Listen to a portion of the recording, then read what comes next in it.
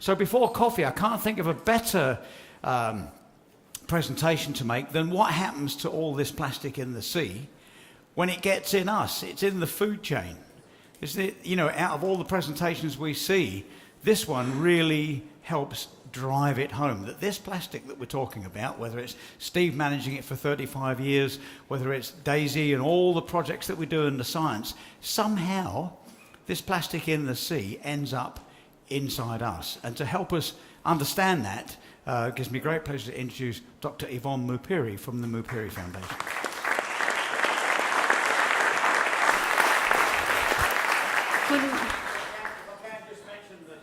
Yvonne told me this morning that she hadn't seen this presentation until 10 o'clock last night, so it's a heroic thing. So thank you very much. Because it changed me, but I think I'll do okay. Thank you very much for being here today, listening to me, especially to Anne-Cécile, because she's a very warm and kind person that, because of her, this is all possible. And regardless of what we may read on mainstream sources, there is evidence that things are changing. Oh, I forget. There is evidence that things are changing in our environment and in our health. And so, we know that it's not only about plastic, but plastic is everywhere. We can say that we had the Stone Age, the Bronze Age, the Iron Age, and now we are on the Plastic Age. Because plastic is everywhere, and because we know that in the composition of plastic there's lots of other materials that are in the environment, and they can also cause illness. Not only in the plastics, but in all others endocrine disruptor chemicals that are the chemicals that can disrupt our endocrine system, like pesticides, insecticides, food additives, preservatives, solvents, dyes, many other things. We know that it's not only plastic, but plastic, because it is everywhere, maybe we could make a difference if we change our way about rethinking plastic in our lives. And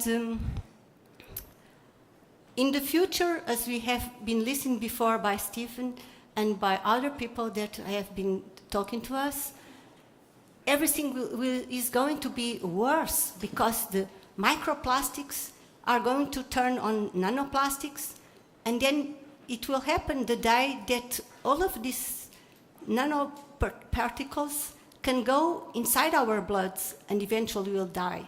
So we are actively getting ourselves to extinction, and some scientists go further and say that in 200 years, I know people get shocked, but scientists say that in 200 years, maybe less, because plastic, as we saw that Stephen was telling us, was in 1800s. So in 300, 200, there will be 500 years that the particles are so small that they can change all of the humankind future in our planet. So we live in the chemical world. We need chemicals, they are useful, we need them, that's why they are there. But we pay, there's a price to pay for it, and we are exposed. And because of our exposition, and many studies tell us that almost all plastic products, regardless, never mind what the type of resin, the product of the retail source, all of them leach chemicals having reliable, detectable estrogenic activity that include those advertised as BPA-free. So plastic is a problem, and we must be aware, because it will have consequences in our health. And the greatest risk is during prenatal and early postnatal development, when the neural system and all the organs are being formed. So babies, sorry. When the nervous system and all the organs of the baby are being formed. So the pregnant women must be even more careful, and we'll speak a little bit about pregnant women later. And if we think that only big doses can have big effects and small doses won't make any harm, we could not be more wrong, outdated, and uncorrected, because small doses can make big effects. Because when we take mixed effects in consideration, the risk levels goes up. The effects appear to happen in an additive fashion. And also because hormones act at a very low level in our bodies, when we are exposed to the environmental toxins, they can cause detrimental effects also at a very extremely low level. This is somehow strange for... Let's speak a little bit about the endocrine system so you can understand what I'm trying to say you. The endocrine system is made by many glands that secrete hormones. And hormones are chemical messengers that travel through the bloodstream to target cells, and they tell cells then what to do. And hormones control everything in our body. They control our blood pressure, our heart beating, our blood glucose level, our mood and emotions, our metabolism. Everything is controlled by hormones in our body. And the hormone tells the cell what to do because it binds to a specific receptor in the cell. And the endocrine disrupting chemicals are substances that can mimic the shape of the hormone and go to the hormone instead, like we can see here.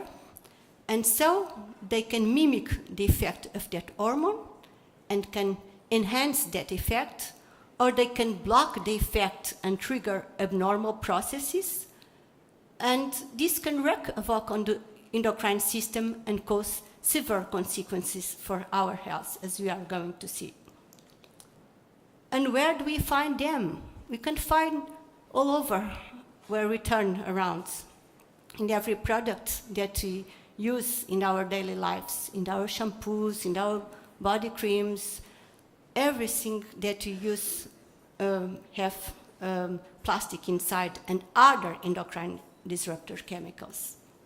And plastic is number one EDC.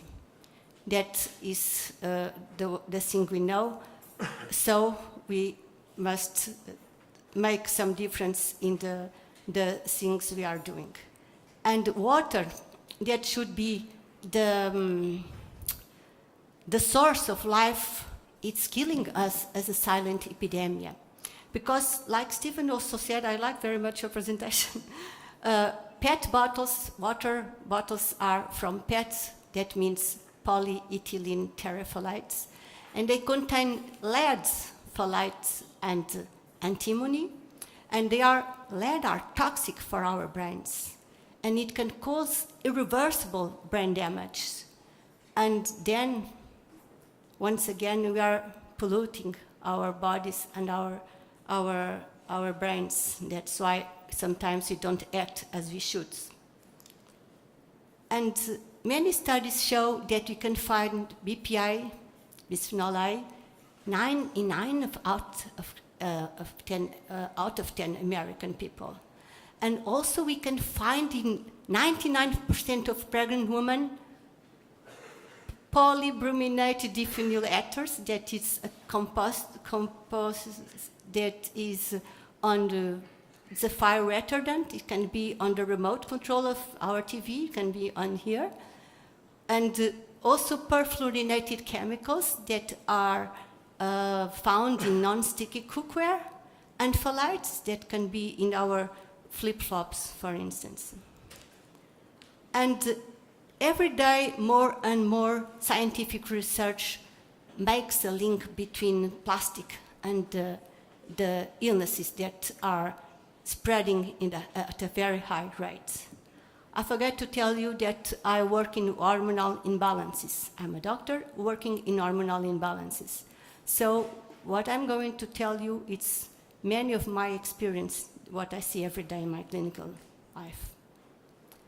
And we can't make experiments in men and wives, in people, in human people. That is true. We can take a group and say, take these phthalates and take this bisphenol. But we are already being the experiments of ourselves. We don't need any more experiments. We are seeing that things are happening. But in animal laboratory animals, we can find all the things that we relate with plastics. We can give phthalates to mouses and get them fat and with heart disease and with diabetes and with cancers. So we know that there is a link between plastics and those illnesses. And about obesity, there are some countries where 1 in every 5 children is obese, and 1 in every 10 adults is obese. And diabetes are increasing more than 5% a year in some countries also.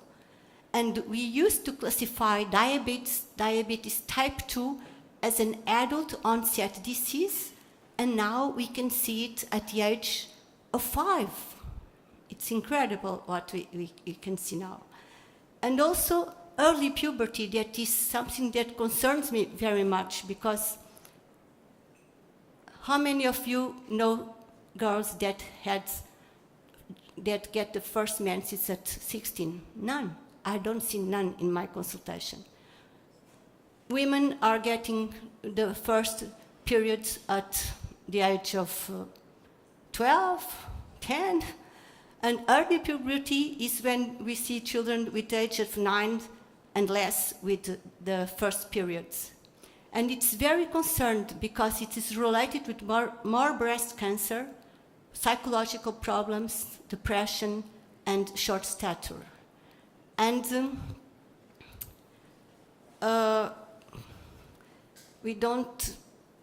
some parents seem to want their children to grow ahead of themselves. They paint their nails, they go to the beauty concourse. I don't understand that. And also the problems of anxiety, depression, weight gain, and so many other issues like heart disease can be issues of thyroid issues. So if we take only clinical signs and symptoms to make the diagnosis of hypothyroidism, we could say that over 85% of the population is with hypothyroidism. So things are changing, and we must do something, because otherwise I'll be like those scientists that we are dead in 300 years. And also the cancer. There are some cancers that spread 4 times in 50 years, like the testicular cancer, pancreatic cancer, breast cancer, prostate cancer, thyroid cancer, that I find in the routine scanner every day. And also a disorder that I never studied 30 years ago in the university. I never studied the hyperactivity disorder syndrome in children. And now almost all kids are diagnosed with hyperactivity, and they are being medicated already. And also breathing problems, and the list is endless. Fertility has decreased for 50% in the last 50 years, mainly because of low sperm quality, but on the woman's side, because of endometriosis, polycystic ovary syndrome, and miscarriages. And there are some studies that relate a greater risk of miscarriage with a greater risk of BPA in the blood of the pregnant woman. So there are also some cancers that have estrogenic receptors, and they will spread more with the disease around us, of course. So pregnancy is a time where a woman should be more aware about these things, and they should not be drinking water from bottles. That bottle is not reused. We must tell them, because most people don't know and go to the gym with the bottle and then they reuse the bottle, the plastic bottle, and the plastic bottle, it's plastic number 1 and it's not reusable. Must be careful about that. And although a dose of a chemical endocrine disruptor may not significantly affect the mother, it can do a substantial damage to a developing fetus. So during pregnancy, it's a time where we should be thinking better and more about all of these things, because it's the only chance that we have to develop the brain of our baby. And it's going to be the brain that they will have for the rest of their lives. Health is not valued till sickness comes, it's true. What can we do about it? I could say you check labels, but labels are often diminutive and incomprehensible for the average person. And also I could say you eat organic foods. And how do you know that it's organic? How do you know that the water that it's, I don't know in English, that it's put it on that plants are good for drinking? Then I could say you take care about the children and don't give them plastic things, and all the toys are almost from plastics.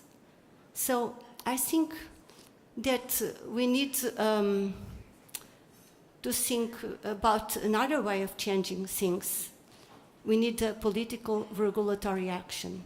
We need that things start from the political involvement, because we can't know if there are phthalates in our flip-flops, if there are polybrominated diphenyl ethers in the remote control of our TV, if our dentist puts BPA in our teeth. We don't know those things.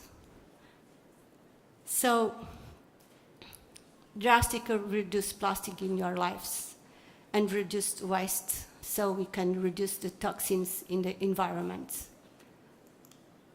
Mirpuri Foundation is committed to turn the tide on plastic in our planet. In our country, we have a program in schools with children and with the teachers, because we do believe that is during the early ages that we can make a difference. So I hope everybody here can do his part, and in what is possible for us, that we all help to change the world that we are living. Thank you.